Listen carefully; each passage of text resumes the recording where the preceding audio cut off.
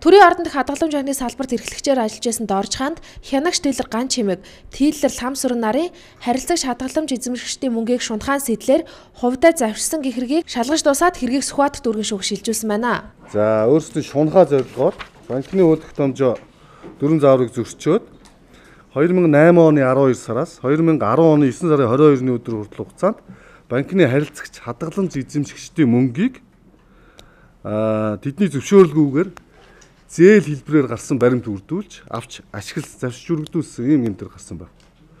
За энэ хохирлын хэмжээ бол нийт 709 сая төгрөгийн хохирол учирсан байгаа.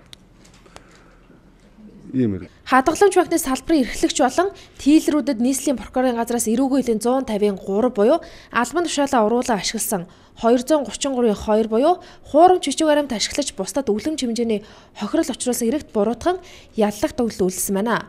Мөн энэ хэргийг бүлэглэн үйлдсэн хүндрүүлэх нөхцөл байдал болох юм.